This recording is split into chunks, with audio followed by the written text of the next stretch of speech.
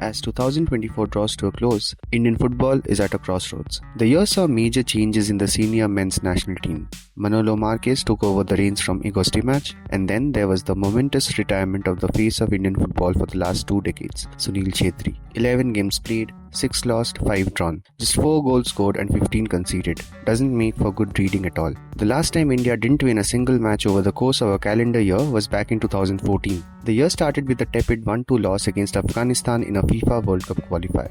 This was followed by a terrible run at the 2023 AFC Asian Cup in Qatar. India faced Australia, Uzbekistan and Syria in the group stages, losing all the matches and failing to score even once. That's not all. The Blue Tigers managed a paltry 5 attempts at goal across the 3 games, which further underlined their creative deficiencies. India also failed to qualify for the third round of the FIFA World Cup 2026 qualifiers, following which Igor Stimac was relieved of his duties. However, 2025 does hold promise in more ways than one. What? How is that, you ask? Well, for starters, the Spanish head coach has already underlined his non-negotiable for the players in contention: either perform in the ISL or perish. The last couple of friendly matches against Vietnam and Malaysia have featured Farooq Chaudhary, Roshan Singh and Irfan Yadwat ahead of some more established but underperforming names. And this is a trend one would expect to catch up to the experienced Gurpreet Singh Sandhu in goal if he keeps repeating the kind of mistakes that he made against Malaysia. Another reason to be optimistic about the coming months is India's slightly favourable draw for the AFC Asian Cup qualifiers. Drawn alongside Hong Kong, Bangladesh and Singapore in Group C, India is the highest ranked team in the group and should progress further unless things completely fall apart between now and then. It's fair to say that the new head coach will need time to implement his style of play, but there's still a Sunil Chhetri-sized hole in the squad, and how he fills that is probably going to decide Manolo Marquez's fate in the long term. More so because Indian strikers aren't setting the stage on fire in the ISL either. At the time of scripting this, only Sunil Chhetri with 8 goals and Manveer Singh with 3 goals feature in the top 20 goal scorers list in the ongoing season, and only one of them can be a part of the national team going forward. Subsequently, Jitin MS is the only Indian who finds himself in the top 10 of the assists chart, with 4 against his name. Even in terms of chances created, Northeast United's Buangthanglun Samte is the only Indian name in the top 10, having created 20 chances, but that is less than even half compared to Connor Shields, who leads the list with 42. Clearly, Indian attackers are struggling to score or create goals, and it is this gap in creativity that Marquez has to address as soon as possible in the national team as well. 4 goals scored in all of 2024, remember? It doesn't help that the women's national team, usually the silver lining amidst the men's team's misadventures, also had a forgettable year. They crashed out of the SAF Women's Championship 2024, the standout event of the year, after losing in the semi-finals to Nepal.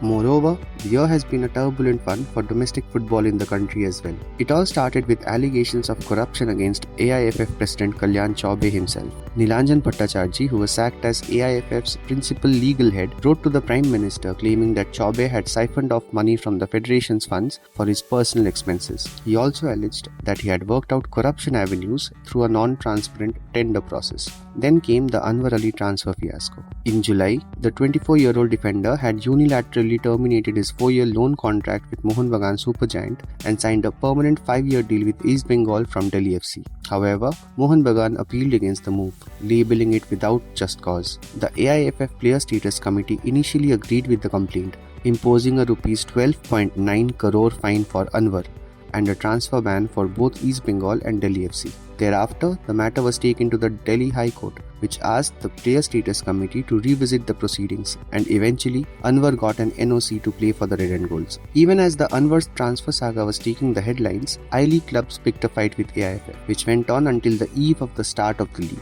The clubs wrote a letter to the executive committee members of AIFF alleging that broadcasting rights had been given to a company which didn't have the resources to stream or broadcast matches. Thankfully, a resolution was found just in time. In the Indian Super League, poor refereeing continues to be a major source of frustration for players, coaches and fans alike. But the AIFF Chief Refereeing Officer Trevor Kettle recently claimed that the standard of referees in the country is improving in many competencies. We don't think a lot of fans will agree with him on that though. On the continental stage, Odisha FC became the first Indian team to qualify for the AFC Women's Champions League. However, it wasn't quite the fairy tale run that they had anticipated, crashing out in the group stage after big defeats against Urawa Red Diamonds, Ho Chi Minh City and Taichung Blue Whale. Mohan Bagan SG's continental fate was somewhat similar.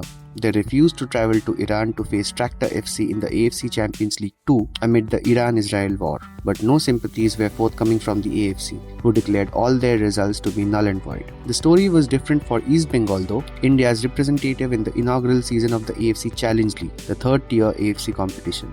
After a shock defeat in their opening game against Paro FC, the Kolkata outfit came back strong and registered back-to-back wins against Vasundhara Kings and Nejme SC to qualify for the knockout stages. The year also saw a number of Indian coaches establish themselves as dependable choices for big teams. Thangboy Singto and Khalid Jamil have been leading the way at Hyderabad FC and Jamshedpur FC respectively. Even Chhetri said recently that it is just a matter of time that we develop an Indian coach who is capable of handling the responsibility of the national team. 2024 has been a write-off for Indian football in more ways than one. The sport needs a restart in the country, and right now all we can do is hope that all the pieces fall in place as we enter a new era.